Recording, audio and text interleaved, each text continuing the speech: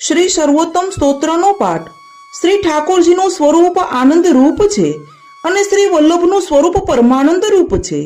આપ શ્રી કૃષ્ણાસ્ય દેવતા છે, એટલે શ્રી વલ્લભ શ્રી કૃષ્ણના મુખારવિંદ સ્વરૂપ છે અને શ્રી સ્વામિનીજીનું સ્વરૂપ છે. શ્રી સર્વોત્તમજીમાં શ્રી વલ્લભ સદાય નિવાસ કરતા હોય. શ્રી સર્વોત્તમજીનો પાઠ કરવાથી શ્રી ઠાકોરજીનો અને તેમની લીલાઓનો સાક્ષાત અનુભવ થતા તાપ કલેશ વધતો જાય છે. જો શબ્દે શબ્દે તાપ કલેશ ન વધે તો સમજવું કે હજુ શ્રી વલ્લભની કૃપા થઈ નથી. આ આનંદ ભૌતિક નથી.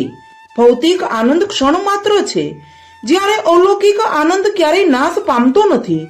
તેનો પ્રવાહ સતત વધીને વૃદ્ધિ પામે છે. શ્રી વલ્લભના ચરણ કમળમાં દ્રઢાશ્રય થાય તે માટે શ્રી સર્વોત્તમજીના પાઠ અવશ્ય કરવા.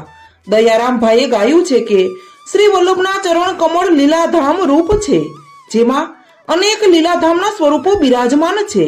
અનંત લીલા પરિકર, અનંત ભગવત સ્વરૂપો, શ્રી સ્વામિનીજીઓ, અનંત કુંજની કુંજો, અનંત લીલા સામગ્રીઓ આપ શ્રીના ચરણ કમળમાં બિરાજે છે.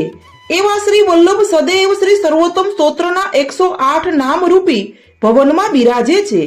માટે આવો ભાવ ધારણ કરીને શ્રી સર્વોત્તમ સ્તોત્રનો પાઠ ધીમેથી, શાંતિથી, સ્વસ્થ ચિત્તે કરવો, જેથી શબ્દે શબ્દે શ્રી મહાપ્રભુજીનું અપાર મહાત્મ્ય સમજાશે અને શ્રી મદાચાર્ય ચરણ કમળમાં ચિત્તની વૃત્તિ સ્થિર થતા શ્રી વલ્લભ અનહદ કૃપા કરશે જ કરશે.